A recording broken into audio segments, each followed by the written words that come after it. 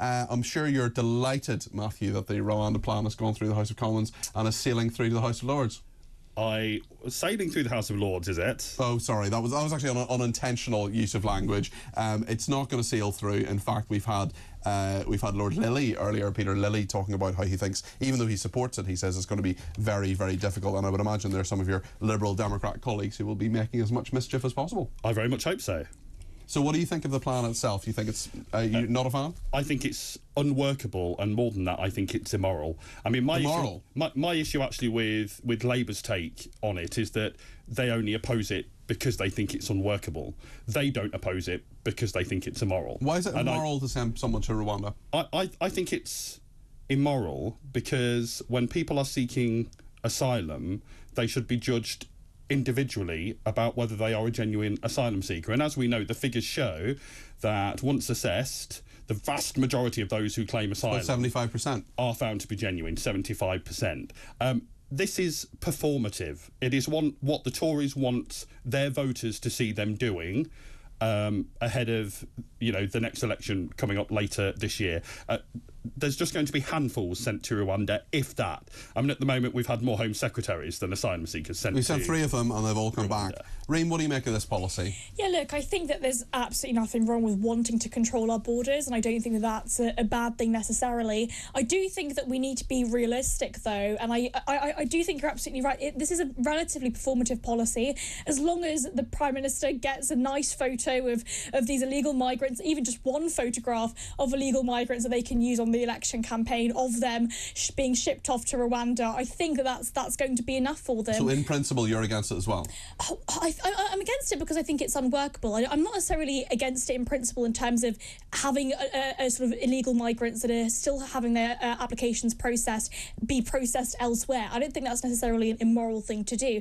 I just don't think it's very workable. We've already spent upwards of £240 million on this scheme, and I mean, we're talking about the cost per illegal migrant to send there. It actually might end up being cheaper just to keep them here whilst they're... I think it'll be a lot cheaper to keep them here. I mean, Paul Kagame, the president of Rwanda, has made remarks at Davos this week at the World Economic Forum. We were talking about that as a concept a bit later on, and he was saying that the 240 million could actually be returned if this policy is scrapped. What do you make of that, Reem? Yeah, I don't necessarily believe that. I mean, I think it's sort of something that they're going to say to try and make things look a bit easier in terms of the relationship between the Rwandan government and the British government. I don't think that's really true. I think once we've given that money and once we start spending that money on attempting to send illegal migrants over to Rwanda, I don't think it's going to be a workable policy, and I don't believe that they're going to be sending that money back. Primarily, I think we've got to be focusing on the Home Office's failures. We've got upwards of 170,000 people still waiting on that asylum backlog, and again, we don't allow those people to work. And that backlog and that processing, to me, that's the point. The processing needs to happen. Rishi Sunak, in fairness, I was at the press conference on Thursday in Downing Street, and he was saying, look, the processing is getting better, there is more productivity, there are more officers working on it, and that is true. But at the same time, that to me, the processing, the people who are just in limbo, either make a decision, either they've got a right to be here, or they should be sent back. What do you think, Well, Matthew? the way we should stop the boats is by having more safe and legal routes. We have 9 of them. Well, I don't think we have enough. If, for example, so I'm a gay man. You think more people should come here? So I'm a gay man. If I was a gay man from Uganda at the moment, where they have some of the most prohibitive and restrictive and damn disgraceful laws against LGBT plus people, I might well feel that my life was in danger. There is no safe and legal route for a gay person from Uganda to come to the UK. Now, why not? I'm not saying for a second that I agree with anything Uganda's doing in regard to LGBT people. I want them to do that. I think it's oppressive and horrible, and they should be free to do whatever they want. The people, by the way, rather than the Uganda government. But if you get to France is a safe country, Matthew. Well, I hear this argument all the time, but it's true. I mean, people want to come to Britain because we're welcoming. People want to come to Britain because we give them lots of free stuff. That's why. Oh, now come on, no, Reem. it is. I mean, I'm sorry, but I don't buy this argument at all. You're supposed to remain in the first safe country that you enter into.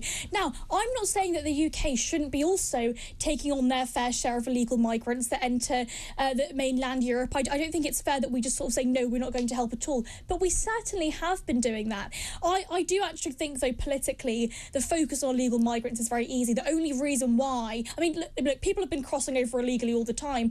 Pre-Brexit, we've actually they've been entering through lorries. They've been going through underneath on lorries, and so that's why we've not seen it. Now, as a result of these new sort of legislative regulations, it means that these people are now coming on small boats. It's very easy to look at. Do you think the Rwanda policy will be the deterrent that this government hopes it will be? No, because it won't work. Right.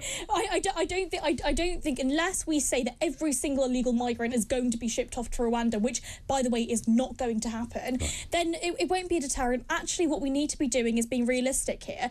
I don't believe that every single person that crosses the on the small boat is a genuine asylum seeker. I do think that, I think there's a story that was broken on talkTV about a year and a half ago that 1 in 4 of those illegal migrants came from Albania, which is a safe country. Well, they've changed things dramatically in terms of Albania. That has actually been one of the success stories in terms of what the government's done. We should give them some credit for that.